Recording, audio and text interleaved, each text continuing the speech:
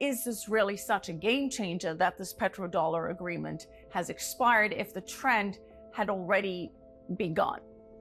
Yeah, it is. It's just that it's accelerating. And again, this is what I mean, is that they do things methodically. It's one of these things that once you cross that line, the immediacy of the reaction would be profound. So I think it's more along the lines of doing things slowly and methodically and doing it the right way. It is a big deal. Did you know that Saudi Arabia ending the petrodollar deal could spell disaster for the US economy? According to Andy Schectman, this move is accelerating a shift away from the US dollar's dominance. Imagine the implications. Saudi Arabia aligning with the BRICS, which control 2 of the 4 largest nuclear arsenals on the planet. This coalition is not only about military might, but also about controlling critical resources and strategic shipping lanes. China, for instance, dominates the mineral processing industry, handling 100% of the world's graphite, 90% of rare earth minerals, and 74% of cobalt. This methodical and strategic alignment could drastically reduce the significance of what the US has to offer, pushing the global economy into a new era.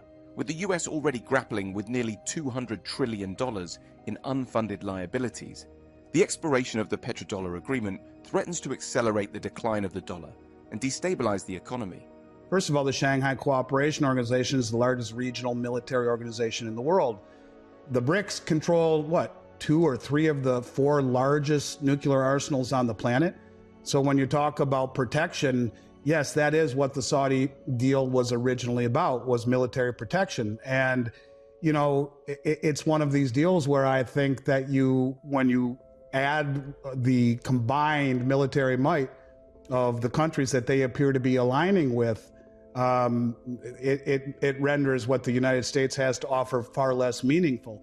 Now, they have been talking about this other deal that they're working on, which it depends on a lot of things, what's going on between, you know, the relationship between Israel and Saudi Arabia and all of these other things that we can add into it, but which is kind of the reason I think they're straddling the line here. But what they are asking the United States for is very high-tech weaponry, which they've never given the Saudi kingdom. They are kind of holding out for that. And who even knows if this other deal that they're talking about pans out. I would just simply say that they're aligning with a portion of the world that combined together has a far greater military capability than the West alone does, and that would be covered. But here again, the one thing I admire, Michelle, about the BRICS more than anything is how methodical they are.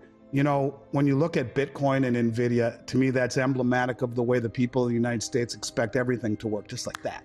Right now, you know, instant gratification is not quick enough. And, you know, I look back on 34 years of working in this industry to get to where I am now. Nothing comes quick. My mentor used to say, if you earn 7% per year, you're a rock star. And that takes time and compounding of time and of interest, but time.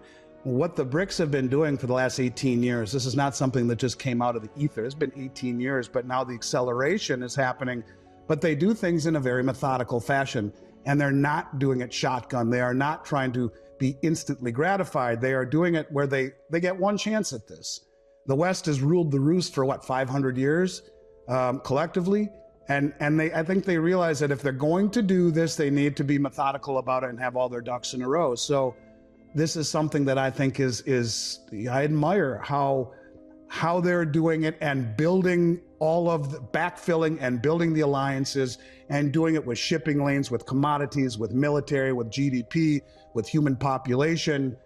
And the connection, when you add the Belt Road into it, you're talking 90% of human population at some point when you put all of these groups together. One of the things I mentioned with you way back when was the Eurasian Economic Union and the Shanghai Cooperation Organization. I said they would join the BRICS, and they're the same countries. Rickards said it last year, and now the president of Belarus is calling for a summit to join these groups together into the BRICS.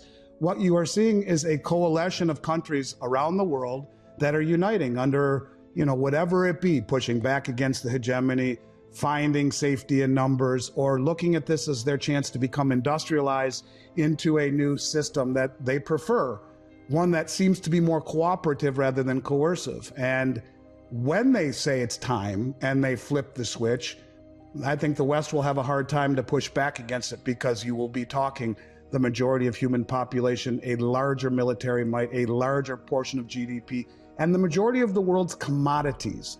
And that's an important thing, especially for a country that's supposedly going green, because there was just a report that came out of JP Morgan that said China's dominance, real dominance, lies in the mineral processing capabilities, where they've processed 100% of the world's graphite supply in 2022, 90% of the rare earths, and 74% of the cobalt. The majority comes from the Eurasian continent anyway. But see, these are the kinds of things that they are all gathering, and the countries in which they align with. And if you look at the comments that came out of that meeting in Novigrad, the countries that they want are all going to be related to strategic shipping lanes and natural resources. They're putting it together and doing it the right way, methodically, regimented. And when they say now, it'll be a religious experience, because that's when you would see the dumping, a massive dumping, where the dollar bulls, who have been right, albeit to a lesser and lesser degree, all of a sudden will realize that it's over. And I hope that doesn't happen, but it appears as though that's exactly what they're doing, and doing it the right way rather than shotgunning it. Is this really such a game changer that this petrodollar agreement has expired if the trend had already begun? Yeah, it is. It's just that it's accelerating. And again, this is what I mean, is that they do things methodically. It's one of these things that once you cross that line, the immediacy of the reaction would be profound. So I think it's more along the lines of doing things slowly and methodically, and doing it the right way. It is a big deal. It used to be 100%. Okay, now it's 80%. And even a bigger deal to me is the lack of using the treasury market. The realization that holding treasuries is not only risky in a government that ultimately has chosen inflation over austerity, where rates ultimately have to rise. Even if the budget was the budget was balanced, you mentioned a 34, almost $35 trillion debt, and remember, trillion seconds ago was 31,688 years ago. We will inflate, and rates will go higher, because how the hell do you pay I don't know, $99 trillion shortfall in Medicare Part B, $22 trillion shortfall in Medicare Part D, the prescriptions, $77 trillion shortfall in Social Security, government and military pensions, the expansion of all of the welfare state. People should check out the Cloward-Piven theory. It'll blow your damn mind. Cloward-Piven theory. I don't know if you've talked about it, but this is a very, very, very scary similarity, let's just simply say. And if we have time to talk about it, we can. But all of these unfunded liabilities that amount to nearly 200 trillion, who's going to pay for those? Who? And who in their right mind is going to buy a long-term, a long-dated duration treasury in a country that is in essence broke, who has chosen inflation over austerity, and the rest of the world is selling treasuries in order to buy commodities? So when you talk about, this being, could this be not a big deal? Yeah, it's all part of the same thing. And I think really what we are seeing is more along the lines of, how do we continue to look? The Congressional Budget Office, Michelle, which is the last nonpartisan group in Washington, said by 2031, 100% of tax revenue goes to pay just the interest on this debt. We're accumulating $1 trillion of debt every 100 days just to pay the interest and mandatory entitlement like Social Security. But ask yourself this: how does the West maintain its supremacy, even militarily, when military spending is discretional? So we have to borrow money to fund a military to go around the world coercing people. Ain't gonna happen. And that doesn't take into account the 17 million people who have entered this country illegally. Who's gonna pay for their food, their housing, their clothing, their medical? And, God forbid that 1 or 2% of them have bad intentions to this country. Every 1% is 170,000 people. 5% is way bigger than any standing military. You could argue everything is different now in this country, and it starts with what amounts to, even if the majority of these people are seeking a better life, if 5% aren't, you're talking almost 1 million people that want to disrupt this country. So when you talk about buying gold and silver or looking at the reasons to do these things, it's not to become wealthy, it's because it is wealth.